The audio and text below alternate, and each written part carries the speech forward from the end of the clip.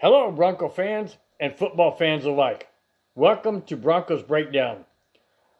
February 5th, 2021, Super Bowl weekend, Super Bowl 55. I'm your host, Bronco Bill. Before I get into anything related to the Super Bowl, I just want to show you guys I got my Von Miller Super Bowl 50 patch and jersey right here. And my back-to-back Super Bowl hat when the Broncos went back-to-back in 1997-98. It's Super Bowl weekend, so I thought it was appropriate that I bring out this gear. Before I get into the actual breakdown of what I feel and what I've heard about Super Bowl 55 and some of the matchups and the different key things, I got to bring you up to date on the Matthew Stafford, in case you haven't heard. Matthew Stafford, last Friday, I believe, or maybe it was Monday. No, I believe it was before Monday. I believe it was Friday that Matthew Stafford was traded to the Los Angeles Rams in exchange for Jared Goff, I believe 2 first round and a second. That was a high price to pay. Matthew Stafford actually was contacted by the Denver Broncos. I should say the Detroit Lions were contacted about Matthew Stafford by the Denver Broncos, and the price was too high. They wanted Jerry Jeudy, or they wanted Cortland Sutton, along with our number 9 pick, and as well as Drew Lock. Now I have no problem with giving up our number 9 and Drew Lock, but I dang sure ain't giving up Jerry Jeudy or Cortland Sutton. That's stupid. And I'm so glad that George Paton said, oh, heck no, we ain't giving up our young talent. So I agree with that. Along with the whole Matthew Stafford thing was there was rumor, or actually there was a comment from the Houston Texans that the quarterback there did not want to come to Denver. He said, no, I don't want to go to Denver. And now he wants to, or he says that that's a destination. I'm sorry, his name escapes me right now, and I don't have my notes in front of me. I'm doing this without any notes. But yeah, the Houston Texans quarterback previously said he did not want to come to the Denver Broncos. Now he's saying it's an option. Now, that kind of leads me to think that maybe the price is too high for other teams like San Francisco, or let's say Cincinnati, or even the Dallas Cowboys situation, Washington Redskins situation, even the Los Angeles Chargers situation. Maybe the price is too high, and he thinks, okay, maybe Denver is willing to give up this, and this. Now, you have to understand, oh, I'm sorry, I remember his name now, Deshaun Watson. Now, Deshaun Watson has a no-trade clause in his contract, but he can waive that if he wants to go to a team that he feels that he can be a benefit and an absolute starter. Now, if he goes to Denver, he's going to be an absolute starter. No doubt about it. Absolutely no doubt about it. Because Drew Lock sucks. He's average, like I've said this many, many times, guys. Drew Lock is average at best. You know where Drew Lock has problems? Right here. Right between his ears. His brain cannot grasp the playbook. He cannot grasp the defense he's looking at. And Deshaun Watson has proven that he can. He's got an arm, he's accurate, he's got legs, and he's smart. 4 things that Drew Lock, well, I should say 3 things that Drew Lock lacks. Drew Lock has an arm, but he's not accurate. He doesn't read defenses, and he doesn't have legs. I say get Deshaun Watson. But here's the problem, guys.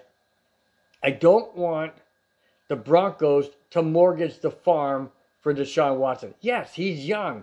Yes, he's got talent. Yes, he has years under his belt in the NFL. I get that. but he's a running quarterback. And all it takes for a running quarterback to not see the field the rest of the year or possibly for his career is to injure his legs. That's all it takes, guys. And you know that. We've seen it many, many times before. And we don't need that in Denver. What we need is we need a quarterback who's smart, who will run when he has to, but don't run because he wants to. And I think that Deshaun Watson wants to do that whenever he sees it break down. That's my biggest fear. My other issue with this is the Courtland Sutton, Jerry Jeudy, Noah Fant, anybody else that the Texans may want to take that I don't want to give up. I don't want to give up our young guys. This is a young team that can develop together, that can collaborate together, that can work as a unit, that can make things happen a year from now, 2 years from now, 3 years from now. I don't want to see that ruined. Deshaun Watson's young. He can work with a Courtland Sutton or a Jerry Jeudy or a Noah Fant or any other receivers or running backs or tight ends that we have. He can work with them. He can make them better. But at what price? At what price is Denver willing to give up without destroying this team? This team's already been destroyed the last 5 years with Vance Joseph and now Vic Fangio and John Elway making ridiculous draft choices. So George Paton has a chance to do what we've always wanted a GM to do. Make moves with your head, not your heart. Make decisions with your future and your head on your shoulders, straight and solid. Not with your heart. Not what you want them to be, John Elway. Not what you want a quarterback to look like yourself. It's not going to happen. Look at Patrick Mahomes. He's in the Super Bowl. He's not a prototype of John Elway. Yet John Elway had a chance to draft him, but he didn't because he's not a prototype of John Elway. Well, guess what? He's a prototype of Super Bowls, and that's what the NFL is about, to get to the Super Bowl. John Elway's been there many times. And Patrick Mahomes is back-to-back. John Elway knows what that's like. It's back-to-back. But Patrick Mahomes is the new generation of what it takes to be a quarterback. And that's what I'm hoping, that if the Broncos get Deshaun Watson, they can mold him into the same type of prototype that Patrick Mahomes is. Well, that leads me into Super Bowl 55. Between the Tampa Bay Buccaneers and the 43 or 44-year-old Tom Brady against Patrick Mahomes and the Kansas City Chiefs and what do you say about Patrick Mahomes? Do you say that he's the next Tom Brady? I don't know. Tom Brady's in his 10th Super Bowl. Patrick Mahomes is in his 2nd. But Patrick Mahomes is like, what, 24, 25, 23? I don't know what he is. I know he's in his early 20s. And if he's going to play 20 years in the NFL, that will put him at Tom Brady's age. Now, let me give you a statistic, guys, that may blow you away. I just saw this the other day. Do you realize that Tom Brady was drafted by the New England Patriots in round 6 or 7? I believe it was 6. In the year 2000. It's now 2021. This is his 22nd year in the NFL. And he's been to 10 Super Bowls. That means that every other year, basically every other year, Tom Brady and the Patriots and now the Buccaneers are in the Super Bowl. That's ridiculous. But wait, guys, slow down. Patrick Mahomes has been in the league 3 years, 4 years. He's in his 2nd year. He's in his 2nd Super Bowl. Now, if he's been in the league 4 years, that's on the same pace as Tom Brady is. Could Patrick Mahomes equal Tom Brady? I don't know. I have no idea. If he continues to do what he's doing in the league that is a passing league, yeah. The world is his footstool.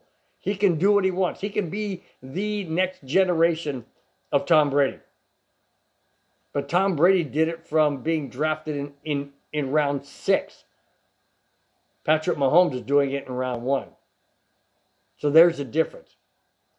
It's also going to be the first time in the history of the NFL where a team in the Super Bowl is playing in their home stadium.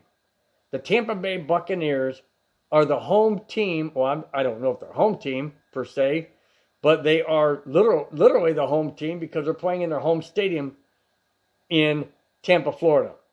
Raymond James Stadium is a host of Super Bowl 55.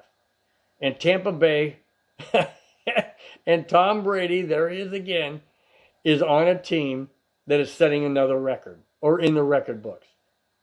Amazing, amazing. This guy, what can you say about Tom Brady? What can you say about Patrick Mahomes? It's going to be a great Super Bowl, guys.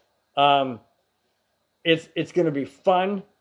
It's going to be definitely storylines. Too bad that we didn't have Radio Row and all that kind of stuff. But it's amazing that Tampa Bay, who had not been in Super Bowl for, I don't know, 18, 19, 20 some odd years since they played the Raiders and beat them in San Diego in that Super Bowl, they haven't been back. They haven't even been deep in the playoffs. Tom Brady shows up, boom. There you go, Super Bowl. Is Tom Brady the greatest of all time? The GOAT? You know, I'm not a big Tom Brady fan because I'm a Broncos fan. I don't like the Patriots. But I am rooting for him in the Super Bowl because I don't want to see the Chiefs go back-to-back. I understand that you know, a lot of people hate Tom Brady, and I get it. I'm also one of them.